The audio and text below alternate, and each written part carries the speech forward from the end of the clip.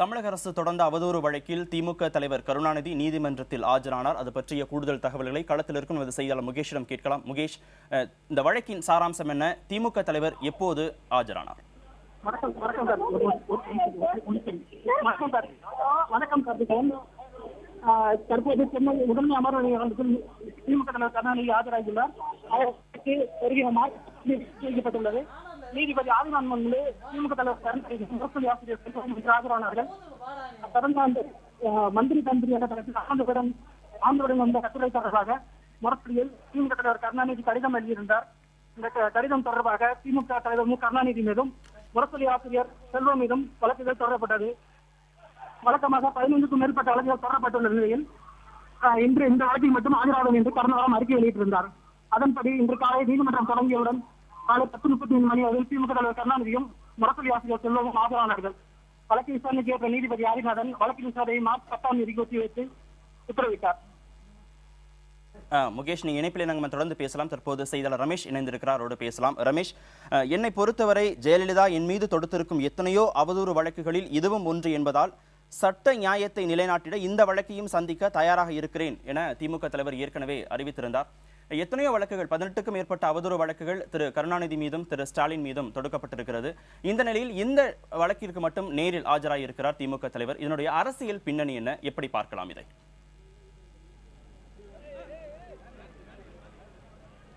2011 அதிமுக அரசு பொறுப்பேற்றதற்கு பிறகு கிட்டத்தட்ட 15 அவதூறு வழக்குகள் கருணாநிதி மீது தமிழக அரசு தொடுத்திருக்கிறது.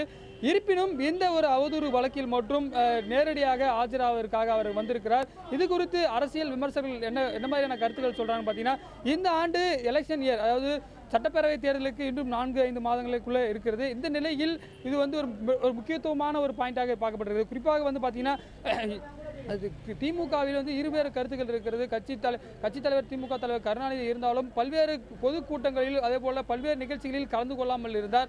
குறிப்பாகவே ஸ்டாலின் செப்டம்பர் மாதம் தொடங்கிய நமக்கு நாமே திட்டம் உள்ளிட்ட பல்வேறு திட்டங்களில் அவர் முன்னிலைப்படுத்தி வந்தார். இந்த நிலையில் தான் அரசியலில் தீவிரமாக இருக்கிறேன் என்பதை காட்டி அந்த அடிப்படையில் இவர் நேஜர் ஆதரவாக சொல்லப்படுகிறது, அரசியல் விமர்சகரால் பார்க்கப்படுகிறது.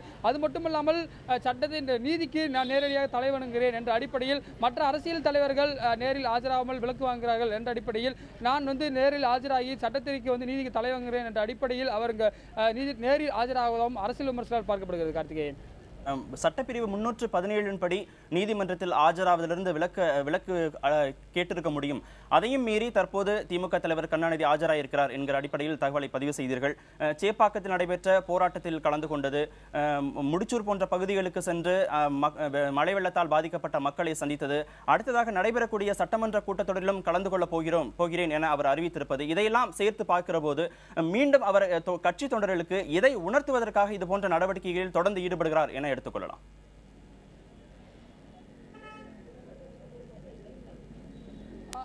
நிச்சயமாக நீங்கள் குறிப்பிட்டது போல கார்த்திகேயன், அதாவது இப்போ எலெக்ஷன் இயர் என்று சொல்லக்கூடிய இந்த சட்டமன்ற தேர்தல் நடைபெறக்கூடிய தொண்டர்களை உற்சாகப்படுத்தக்கூடிய வகையில் தானும் அரசியலில் தீவிரமாக இருக்கிறேன் என்பதை தொண்டர்களுக்கும் மக்களுக்கும் உணர்த்தும் வகையில் அவர் நேரில் ஆஜராகி இருக்கிறார் என்றே சொல்லலாம். இந்த நீங்கள் குறிப்பிட்டது போல வெள்ள நிவாரணம் ஏற்பட்ட பொழுது சைதாப்பேட்டை, கோட்டூர்புரம், முடிச்சூர் வரை, தாம்பரம் முடிச்சூர் வரை நேரில் சென்று பார்வையிட்டிருந்தார்.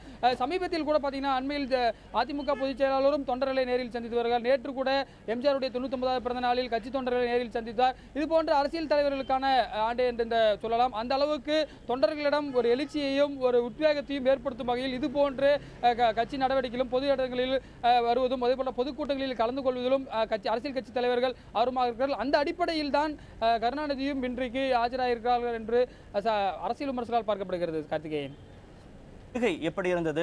நீதிமன்றம் தற்போது மத்திய தொழில் பாதுகாப்பு படையினர் கட்டுப்பாட்டின் கீழ் கொண்டு வரப்பட்டிருக்கிறது. பாதுகாப்பு ஏற்பாடுகள், கெடுபிடிகள் அதிகமாக இருக்கும். தொண்டர்கள் உள்ளே அனுமதிக்கப்பட்டிருந்தார்களா? தொண்டர்களின் வருகை எப்படி இருந்தது?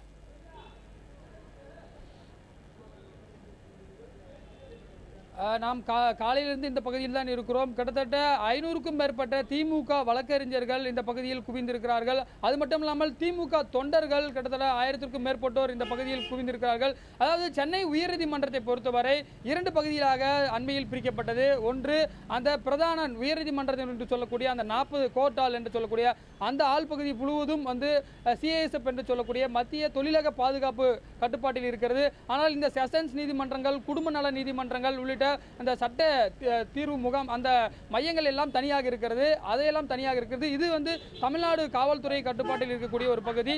இந்த பகுதியில் திமுக தொண்டர்கள், பத்திரிகையாளர்கள் என அனைத்து தரப்பினரும் அனுமதிக்கப்பட்டிருக்கிறார்கள். சிஐஎஸ்எஃப் என்பது தனிப்பகுதி, அது வந்து முக்கியமாக உயர்நீதிமன்ற வளாகம் என்று சொல்லக்கூடிய அந்த 40 கோர்ட் ஆள்கள் மட்டுமே இருக்கின்றன. அந்த பகுதியில் இந்த கோர்ட் வராததால் ஏராளமான தொண்டர்களும் அதே போல திமுக வழக்கறிஞர்கள் 500க்கும் மேற்பட்டோரும் அதே போல சென்னை மாவட்டத்தைச் சேர்ந்த மாவட்ட செயலாளர்கள் கலந்து கொண்டிருக்கிறார்கள். திமுக பொருளாளர் ஸ்டாலின் இருக்கிறார், அதே போல மகளிர் அணி செயலாளரும் எம்பியுமான கனிமொழி இருக்கிறார், டிஆர் பாலு உள்ளிட்ட பல்வேறு தயாநிதி மாறன் உள்ளிட்ட முக்கிய தலைவர்களும் இந்த ஆஜராகக்கூடிய அந்த நிகழ்வில் காத்திருப்பதை பார்க்க முடிகிறது. திமுக வழக்கறிஞர்கள், பல்வேறு வழக்கறிஞர்கள், கிட்டத்தட்ட 100க்கும் மேற்பட்ட வழக்கறிஞர்கள் அந்த கோர்ட்டால் வெளியே காத்துக் கொண்டிருக்கிறார்கள். அவர் வந்து நிச்சயம் செய்தியாளர்களை சந்திப்பார் என்ற தகவல் எல்லாம் தெரிகிறது. அதே போல இந்த வழக்கில் வந்து மூத்த வழக்கறிஞர் சண்முக சுந்தரம், வில்சன் உள்ளிட்ட 4க்கும் மேற்பட்ட திமுக வழக்கறிஞர்கள் கருணாநிதி சார்பில் ஆஜராகி இருக்கிறார்கள். கார்த்திகேயன், வழக்கின் பின்னணி குறித்தும் இன்று நடைபெற்ற வழக்கு விசாரணை குறித்தும் மீண்டும் ஒரு முறை பதிவு செய்யுங்கள்.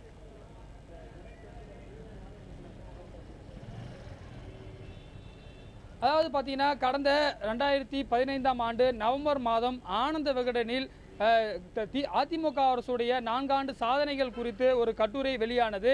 அந்த கட்டுரையை அப்படியே எடுத்து முரசொலியில் அறிக்கையாக கருணாநிதி வெளியிட்டிருந்தார் அதே நவம்பர் மாதத்தில்.